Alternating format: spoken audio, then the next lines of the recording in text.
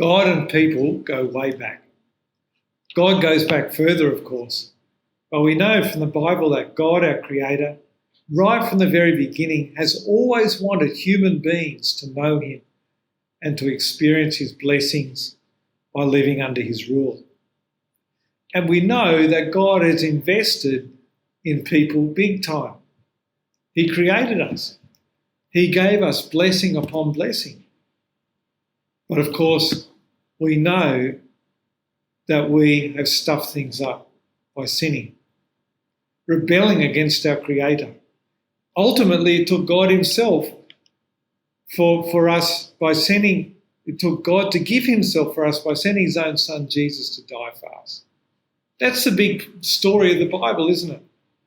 But woven into this plot is the amazing fact that central to God's plan to save human beings is God's commitment to use people to save people. And that's where His church comes in, God's people. In both the Old Testament and in the New Testament, God's people have been given the amazing privilege and responsibility of being God's advertisement for Himself, like a big billboard to point people back to God. In this video, I want to briefly focus on just one aspect of our purpose as God's people, as the church. That God's people has always been the final chapter and part of the climax of one big continuous story of saving humanity. That's central to the calling of the church. And it's a high calling. We are to be Christ's hand and feet, His body to a lost world. The story starts off way back in Genesis 12, after the disaster of the fall. You know the story, Genesis 3, Adam and Eve being thrown out of the garden. Sin then spreads through the world. God sends a flood to wipe out humanity. And then after all that, it was time for a reset. And then we come to Genesis 12, where God chose one man, Abraham, to be the start of a new story. Through this one man, God would save the world. Abraham would become the father of a great nation, Israel, God's people. And Israel were to be a beacon of light to the nations, showing them what Yahweh, the Creator God, is like. In Exodus, fast forward to God's people being brought out of Egypt under Moses. In Exodus 19, God appeared to Moses and said that they were to be a kingdom of priests and a holy nation. God's people were not only set apart to enjoy God's blessings and live in relationship with Him, but that they were also to be His representatives to the world and show the nations how to fear and worship Yahweh. They were to look outward as well as upward and inward. But this story has a sad ending because Israel never did live up to that calling. Instead of being a beacon of light, the nation descended into sin and idolatry. The nation was torn in two by civil war and it never reunified. And eventually Israel was overrun by our enemies and set off into exile. The northern kingdom was completely destroyed, never again to recover as a nation. The southern kingdom was enslaved in Babylon for 70 years, and all this, of course, was part of God's judgment on them for their failure to live as God's people. But God saved the remnant of His people.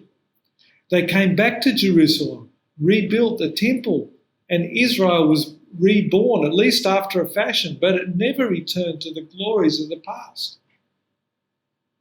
Fast forward to 400 years later, Jesus is born in Israel. He brings in a new era.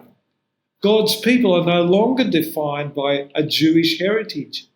The borders of the old nation of Israel don't matter anymore, but God's people were now rebuilt around the Messiah, God's own Son. After His death and ascension, His people, the church, became Jesus' body, a physical, visible advertisement for Jesus. Now, despite the differences between this new community of God's people and the old Israel, the New Testament also makes it clear that the church inherits the same mission that God gave Israel. The promises made to Abraham were not only for the nation of Israel. The book of Romans, Galatians, and Ephesians in particular makes it clear that we are the fulfillment of the Abrahamic covenant. Literally, the promise that God gave to Abraham is that all the families of the earth will be blessed through you. And in the church, we see that happening. We see people from every tribe and every nation, all the families of the earth, coming together and finding salvation in Jesus as part of his body. No longer is there just one privileged nation, but God's people cross over every ethnic, cultural and linguistic boundary. One more quick and very clear indication that the church is a continuation of the same plan that God always had for his people. 1 Peter 2:9 says, "But you are a chosen people, a royal priesthood, a holy nation, God's special possession, that you may declare the praises of him who called you out of darkness into his wonderful light." Remember Exodus 19, verse 6? It's a very clear echo of that, which says, "You will be for me a kingdom of priests and a holy nation." And what that tells us is that the mission for God's people is the same. It hasn't changed. Just like the nation of Israel, the church is to be a priesthood to the world. That is, we are to represent God.